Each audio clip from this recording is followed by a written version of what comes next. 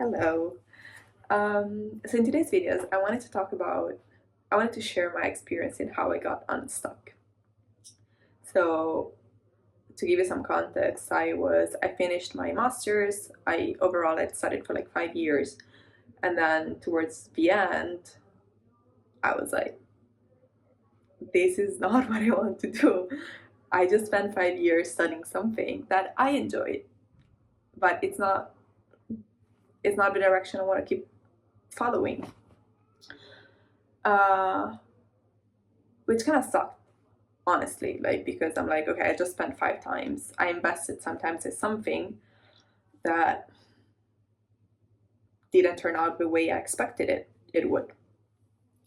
But actually now as I back at it, it's I'm able to see it through a different lens, which is it wasn't time wasted because it allowed me to get here.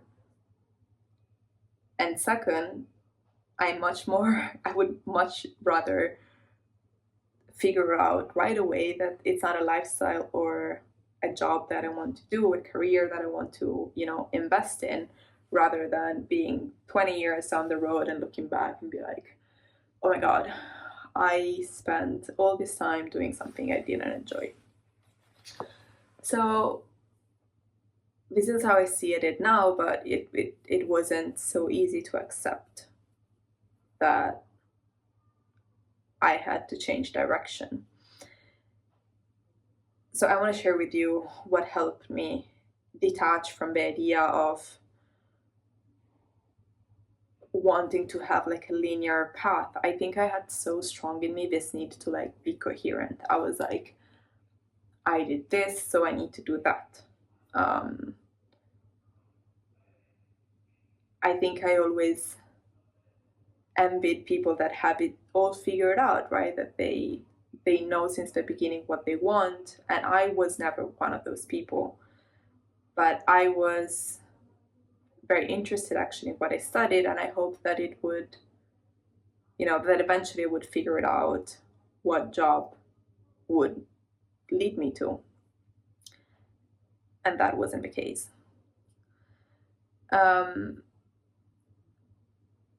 I had for quite a few months I was stuck in this situation in which I would apply for jobs that were in my field that deep down I knew I didn't want. Um, because I would read the descriptions of these vacancies and I would think, this is exactly what I'm supposed to do as I come out of my master's. But I find it so boring. I find it not interesting. I don't see myself doing it. And yet I was applying for those jobs because I thought that's what I was supposed to do. And a lot of people around me, as I was like, not complaining, but like, well, yeah, maybe complaining, that I was like, oh, like I don't think this is what I like I'm not sure, blah blah blah. They were like, oh no, Stella, but like that's how it is, right? You have to do something that you don't like for a while until eventually you get enough experience or I don't know, networks or whatever, so that you end up a position that you enjoy more. And I was like, I mean, makes sense. But I was like, okay, wait, but I have to like force myself to do something that I don't like because maybe eventually it will lead me to something that I enjoy more. So this was my first thought. I was like, this doesn't sound right. Might work for some people, but my problem was is that I never had the like an ambition of like I need to get there, so I'm ready to climb the ladder because that's where I want to be. Um, the other thing was like I deep down knew that in general it wasn't a matter of like the tasks in like it's not that I didn't want to like you know be at the bottom of the ladder and having to climb up, because it was the whole like lifestyle and um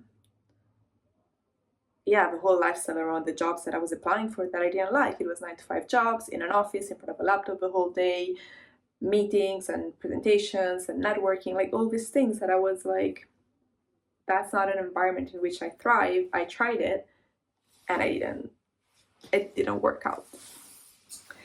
And then the other thing was like I kept getting rejected at any single thing I applied for. Um, so these things kind of made me go, like, they put me in a tricky situation because part of me was like, okay, you're not doing it right, so you need to figure out a way maybe to like, change your CV, change your motivational letter, like, I don't know, apply for more jobs. You're not putting enough effort into this. Uh, and then another part of me was like, was aware that I was doing it out of desperation or, like fear that it's like fear, but also need for like validation. I needed someone. I was so insecure about like my um the moment I was in. I was like, I don't know what to do. Like, did I do the right choice? Did I study the right thing? Did I just waste 5 years? And my applying for jobs desperately just meant that I wanted people to tell me, we hire you. And that for me would have been a validation of like, you're good. Like, we want you, like, so it's okay. You didn't waste your time. You didn't do anything wrong. Which was, it's such, I don't know, like I feel like not the right place from which applying to jobs or start a career. Um, so, and also like the motivation letters that I was writing and the way I was sending my CV, like it probably sucked because I really didn't want to do those things. I would find like so exhausting. I know it's exhausting in general, the process of applying, but I would find it like so draining. I was like, why am I doing this? But yet I was so afraid of not doing it because I was like, if I quit now, it means that the whole thing, my whole studying, my whole past 5 years kind of lose sense, like lose significance. But it got to the point where I was like, okay, let me take a break from applying. And this is like the trick. What worked for me when I was very stuck, that I feel like pulled in these two directions. The thing that worked for me was to stop, to do nothing, to to take some time to actually reflect on what is it that I really want, what is it that is wrong right now, because something was clearly wrong. So I decided to take a break from applying, and that break is still ongoing, and I don't think will ever end. Now I know that I've let go of the idea of trying to work in that field. But yeah, basically I stopped searching for a job. I got myself, well, actually kind of like it just came to me, a job that was totally unqualified, but it was the best thing that I could have asked for, because it allowed me to like make some money and have structure to my days. But also it was a kind of job that didn't require any like thinking or so I could just really disconnect and kind of be with myself. And it wasn't like I think so, based on my experience, my suggestion, if you are in a similar situation or if you can relate to anything that I've said and shared, my suggestion is like, chill. You're probably doing too much. Like, we're always like looking for the next thing, and we're always like looking for things outside of ourselves to give us the answer, to give us a sign, to give us like a reason, like, oh yeah, I'm on the right path or I'm not. And I think that's human. But I think there's something so powerful in stopping for a second and kind of look inwards, right? Which is not easy. And the moment I started doing it, what happened for me was a lot of anxiety came up, honestly. A lot of for me it manifested in like health anxiety, but it was just the way I perceived it, or I perceive it now looking back. The way I explain it to me was I had ignored myself for so long. I was like forcing myself to doing something that I didn't like, pushing myself in a direction that wasn't mine, not listening to like all the signs that my body was giving me. And the moment I stopped and the moment I started listening, my mind was like now you're gonna get everything. Now you're gonna get everything that you tried to ignore. And it, yeah, it wasn't easy, but I I do believe that it's, you know, at least for me, it was good for these things to come out, because I just knew that the longer, well, or I didn't know at the time, but I know now that the longer I would suppress them, you know, the stronger they would come out later in my life. And the fact that they came out, I was able to process them. Partly, like, it's not like I'm not trying to teach you anything. Like, I'm just sharing my experience. It's not like I have it all figured out now, and it's not like everything is, you know, roses. I don't know. I think there's a saying. I don't know it. But yeah, it's I think it's very important to pay attention to what is going on inside you, because at the end, like, you do know inside. um, the more we try to fit in other people's, you know, structures that they have created for themselves, or that society has created for us, um, the more we let other people project their expectations, their opinions, their fears on us, the farther we get from our alignment, you know, from like from ourselves at the end. And I think that, you know, in these kind of um, lifestyles, or life choices, career things, it's not like there is something right or wrong. It's like it's not objective. So I think there's what things that work for us and things that don't. For me, I knew that a 9 to 5 job wasn't what I needed, and it took me a lot of time to accept that for myself, because that's what everyone in society kind of does, you know. And I've never had the ambition to like build I don't know, an amazing career, but that's what everyone is like pushing us to do, right? And so I found, well, I'm very susceptible to like these pressures. So I found it very hard to take a step back and be like, okay, if I don't have anything else around me, if I don't identify with the job, with the study that I did, with the town I live in, with this, you know, if I take everything out, like what is left? Like, what is left? Question, you know, question mark. What is left? And that is like what I want it to be, that guides me, you know. And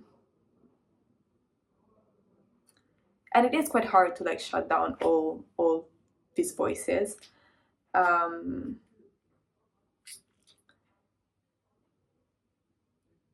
I think it's very easy to identify with what we do, with what we study, with the place we live in, with the circle of friends that we have. And that, I mean, that can be a whole other video, I think. But for me, it was very hard to detach myself from that identity, because to me, I wasn't just Stella, but I was Stella that did that. So it takes quite some effort, but I think it was the best thing that I ever did to take a break. Like sometimes we think that we don't have time, that we're always in a rush, we're always moving on to the next thing, that we cannot even enjoy what is in the moment. And we're always in need for like proofs that we're on the right path, that we're doing the right thing, that we need to like show people that, at least that's how I felt. I felt we need to like prove to people that like I got it figured out, like I know what I'm doing. And the truth was, I knew what I was doing, but it wasn't what I wanted to do in the long term, at least. So yeah, I feel this is getting too, I don't know, blabby. I don't know if that's a word, but to sum it up, I think if you're freaking out about like what to do, where to go, if you're in the right or in the wrong place, or if you have figured out that you are in the wrong place but you don't know what step to take next,